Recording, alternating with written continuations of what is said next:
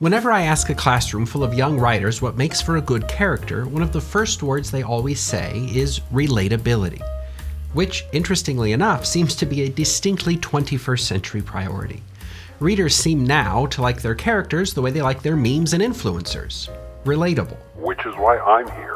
How exactly? You're some kind of ancient being trapped in an artifact who lives in an interdimensional void and is somehow connected to multiple megacorporations. Sure, but I'm good at saying what everyone else is already thinking. It's not like you're relatable. You're the kind of monster who turns a simple discussion about characters into some rambly voyage through abstract rhetorical theory. Nobody needs that. Wait, how did you know? Did you, read the script or something? Oh, you're absolutely joking. No, actually, I guess we should just get into it. Short version, if you want to make relatable characters that your readers can really care about, you don't need to look any further than friend of the show Kenneth Burke's theory of identification. Oh, you're doing it. You're actually doing it. So, like I was saying, when people say that they want relatable characters, I think what they're saying is that characters are more interesting and meaningful when we feel we can connect to them in some way, or when we can, in Burke's words, identify with them. And as Burke puts it, identification works just like this. A is not identical with his colleague B, but insofar as their interests are joined, A is identified with B, or he may identify himself with B even when their interests are not joined, if he assumes that they are or is persuaded to believe so. Here are ambiguities of substance. In being identified with B, A is substantially one with a person other than himself. Yet at the same time, he remains unique, an individual locus of motives. Thus he is both joined and separate, at once a distinct substance and consubstantial with another. To identify A with B is to make A consubstantial with B. Oh, Trismegistus, to save us. It's like you don't even care about watch time, viewer retention, or basic human decency. And now we could just stop the video there. No, we should have stopped the video long before we got to this point. Oh, don't mind him. This is more useful than it might seem at face value. The basic idea is this. If we replace Burke's idea of consubstantiality with our more contemporary notion of relatability, we learn that if a reader perceives that a character shares interests with them, they will identify with the character and ultimately find them relatable. In the introduction to A Rhetoric of Motives, Burke provides this more relatable explanation of identification at work. Identification ranges from the politician who, addressing an audience of farmers, says, "I was a farm boy myself," through the mysteries of social status to the mystic's devout identification with the source of all being. And it's that politician that I want to zoom in on. What is he doing when he tells the farmers that he was a farm boy himself? Why not just say, "I'm a great candidate, so vote for me"? Well, because he probably knows that getting an audience of voters to identify with him is more meaningful and efficient than taking them through his 8-step plan for revitalizing agriculture. When he says he was a farm boy, what he's really saying is something like, "Since I grew up on a farm, I know what matters to you. I know what values you have. Those values were planted deeply in me since before I could walk, and those values will guide me in office. Because we come from the same place, you can trust me to work on policies that will be good for you." Or, in other words, there's enough overlap in our identities that you can trust me to do what you'd want me to do. And at its most basic, this is how identification works. When you can show a reader that they share some aspect of their identity with your character, they're going to relate to them. They're going to be invested in them and in their story in a more meaningful way. Wow, all of this talking and we've just pretty much landed on a complicated definition of relatable. Real nice work, bud. Hey, it's a complicated definition that comes with theoretical backing that we now share. Now we don't just want relatable characters, we're starting to understand why that's not just a word that the kids are using these days. Whatever. Well, let's take these two purely hypothetical and totally made-up characters and see how we feel about them. On the one hand, we have a hero who comes from another planet. Because of that, he's so impossibly powerful and strong compared to humans on Earth that there's basically nothing he can't do. Sure, this hero arrived on Earth as an infant and was raised in Kansas, so he can identify with the politician who was a farm boy himself and with all the other farmers, but nothing can hurt him. He's unswervingly committed to justice and goodness, and in his spare time, he cosplays as a bumbling reporter to throw people off the scent of just how awesome, confident, and all-powerful he really is. But on the other, we have a hero who comes from a crime-ridden city. His parents get taken from him right before his eyes in a botched robbery, and he dedicates years to becoming a sharpened tool of justice. Sure, he's a multi-billionaire, so he's not quite like us, but he bruises and breaks just like we do. Not only that, but he skirts the line of taking things too far sometimes. Now, there are some things he won't do according to his moral code, but he's not afraid to show the bad guys just how fragile they are. He's a hero, but it's a little complicated.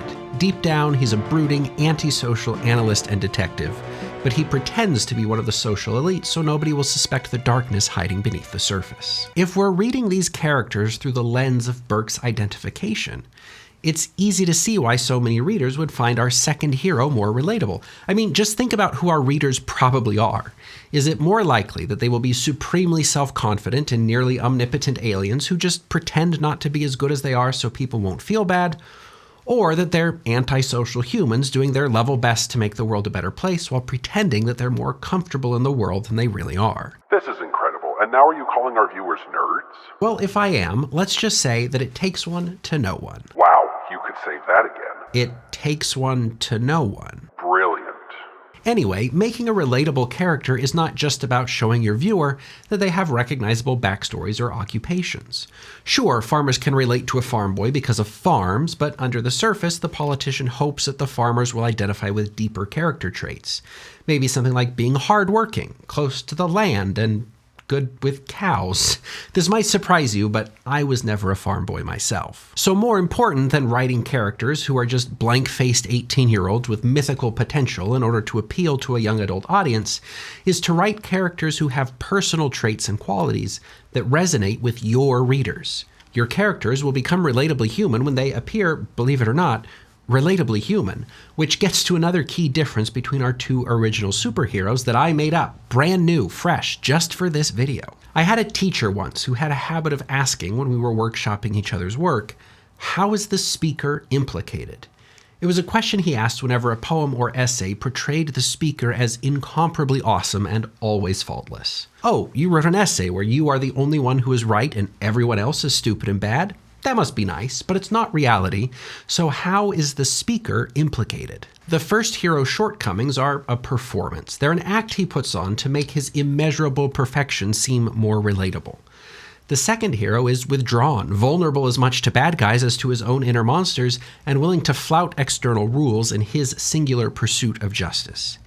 Even if we don't see those same shadows in ourselves, there's human reassurance in seeing that other people have shadows too. So the question, how is the speaker implicated, is a reminder not to portray your characters or yourself as unfailingly moral, good, and heroic, because nobody is like that. If you stand up in front of a crowd of real people and say, you know, I was once a paragon of virtue and still am, that doesn't make you relatable, even among people who admire such virtues, because nobody can relate to someone who's never cast a shadow. And of course, the inverse could be said of characters we aren't supposed to admire too. Even galactic emperors in pursuit of unlimited power are patrons of the arts. The most relatably human thing a character can be is complex, nuanced, and multifaceted. And of course, none of this is new. If you spend any amount of time learning anything about writing fiction, you've probably heard similar warnings against such monochromatic characters. What's interesting, though, about applying the rhetorical concept of identification is not that it gets us somewhere we've never been, but that it gets us there with a new understanding of how and why it works. Relatable characters are not better just because someone said they were. Complex characters are not more relatable just because that's what we're used to. If we think of the rhetorical work we're doing with character and take the reality of our readers seriously, then we can be on the lookout for ways to highlight or downplay certain aspects of our various characters in order to lead the audience to the right kinds of relationships with them. As Burke explains, for purposes of praise or blame, the rhetorician will assume that qualities closely resembling any of these praise or blameworthy qualities are identical with them. For instance, to arouse dislike for a cautious man, one should present him as cold and designing, or to make a simpleton lovable, play up his good nature, or speak of quarrelsomeness as frankness, or of arrogance as poise and dignity, or of foolhardiness as courage, and of squandering as generosity. That is, even when you create a flaw in a hero or a virtue in a villain, you can still present those traits in the context of the larger character. Your hero might have a short temper, and some of your readers will relate to that, but if it's a short temper used in defense of the downtrodden, well then that short temper becomes a strong sense of justice. A little bit of rhetorical reframing can go a long way. Making your hero relatable by seeding them with shadows does not mean making them less good.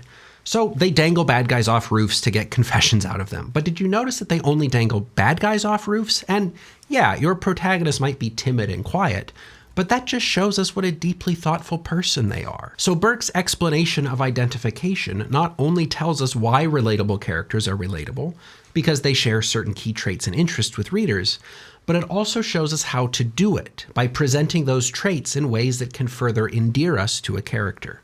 Give us characters who are admirable, yes, but also show us how they are implicated in their own story. Give them flaws, but make them endearing. If they have shadows, let us see them struggle against them. And don't worry too much about the risks of making a villain look too good or of inadvertently seeming to endorse a bad character trait by giving it to a good character. You're working in the sandbox of fiction, after all.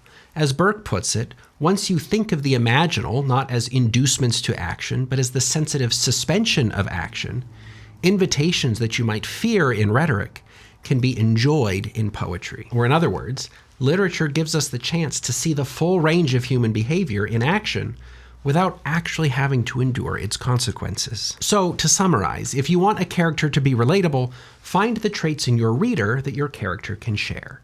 If you want that relatable character to be admirable, show them trying to overcome their shadows. If you want that character to be a cautionary tale, create someone your readers can identify with, and then let them be consumed by those relatable traits. I often think about the protagonist in James Joyce's Araby, who, like me in some ways, is all too eager to try to do overly grand things to impress people, only to succumb to the vanity of that impulse. And look, now we've got some literary seriousness into the video, so we're really doing good work today. Oh yeah, the best. But anyway, whether you're more experienced creating characters or new at it, I hope you found some useful insight by applying a little Burkean rhetoric to it all. As much as I've enjoyed studying creative writing, I've always been a little bothered by the way that writers and teachers of literature seem to be much better at telling you what to do than why you should. That's how we end up with a bunch of rules that aren't rules and a bunch of insufferable commentators who think they're doing something clever by rejecting well-established practice. But that's also why I find rhetoric so exciting and useful. It allows us not just to observe what many writers do, but also to develop explanations for why, at a fundamental level, those writerly choices are effective. So if you're already comfortable making complex, relatable characters, Burke's insights may give you a little more theoretical confidence that you're on the right track or nudge you towards some improvements. And if the whole thing has felt like an unfamiliar and difficult thing, well, hopefully this gives you a way in. And before we quit, yes, this is all important for characters in fiction, but it applies just as much to the dramatized, characterized version of yourself that you portray when you write nonfiction or poetry. Making a character of yourself is not so different from making a character from scratch. But anyway, we've said enough for today. More than enough, some would say. Some might. Either way, thanks truly for watching, and we'll catch you in the next one.